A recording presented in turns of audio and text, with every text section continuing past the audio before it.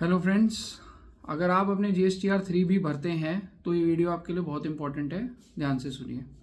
आज मैं GSTR 3B की टेबल 4 की बात करने लगा हूँ और स्पेसिफिकली 4B1 और 4B2। जी हाँ, 4B1 बात करता है हमारी परमानेंट रिवर्सल की और 4B2 बात करता है हमारी टेम्परेरी रिवर्सल की। इंडियन गवर्नमेंट ने रिवर्सल्स के लिए GSTR 3B में दो टेबल अलग से इसलिए बनाए हैं क्योंकि 4B1 में जो भी हम रिवर्सल का अमाउंट डालते हैं वो हमारा परमानेंट रिवर्सल होता है और जो हम 4B2 में डालते हैं वो हमारा टेम्परेरी रिवर्सल होता है। एग्जाम्पल के तौर में रूल 38, 42, 43 एंड 17(5) ये सब हमारे परमानेंट रिवर्सल्स होते हैं। 38 में बैंकिंग ट्रांजेक्शन्स जिसको 50% ITC वो रिवर्स कर देते हैं, वो हमारा परमानेंट रिवर्सल में जाता है। 42, 43 में वो रिवर्सल्स होते हैं इनपुट सर्विस और कैपिटल गुड्स के, जो एग्जम्प्ट और टैक्सेबल सप्लाई दोनों के लिए यूज होते हैं। और 17(5) आपको पता ही है ब्लॉक क्रेडिट होता है। इसके अलावा जितने हमारे रिवर्सल्स होते हैं वो हमारे टेम्परेरी रिवर्सल्स होते हैं। टेम्परेरी का मतलब ये होता है कि आप इस कॉलम में अभी उसको आप रिवर्सल के लिए डाल दोगे और बाद में 4D1 में उसको रिक्लेम कर दोगे। और कभी आप गौर फरमाइएगा 4D1 में स्पेसिफिकली लिखा हुआ है कि आप वो ITC रिक्लेम कर सकते हैं जो आपने 4B2 में डाला है। तो यानी कि 4B1 और 4B2 रिवर्सल्स बहुत इंपॉर्टेंट है, इसको हमें देख के डालना पड़ेगा। थोड़ा और एक्सप्लेन करने के लिए मैं आपको समझाता हूँ परमानेंट रिवर्सल। पहले 4B1 में आते हैं परमानेंट रिवर्सल।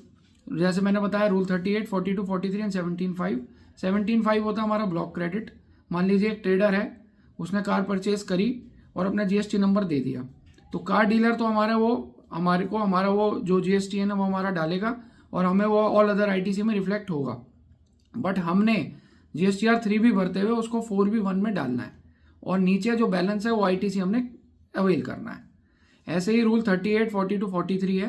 42 जो हमारा इनपुट और इनपुट सर्विसेज के लिए कॉमन ITC होता है टैक्सेबल और एग्जाम्प्ट सप्लाई के लिए। मैं अलग से विद एग्जांपल आपको वीडियो समझा दूंगा, बट ये सारे हमारे परमानेंट रिवर्सल का पार्ट बनते हैं। अब आप आ जाइए टेम्परेरी रिवर्सल पे। इसके लिए एग्जांपल है रूल 37, 37A, 16B2 और 16B3। ये क्या कहते हैं, सपोज करिए आपने एक गुड्स परचेज करे और आपने अपने सप्लायर को 180 डेज में पेमेंट नहीं कर पाए, तो गवर्नमेंट कहती है कि इस केस में आपने अपना ITC रिवर्स करना है। अगर आप 180 डेज में पेमेंट नहीं कर पाए तो आप इसको रिवर्स करिए। जब आपने पेमेंट दी तो इसको 4D1 में रिक्लेम कर लीजिए।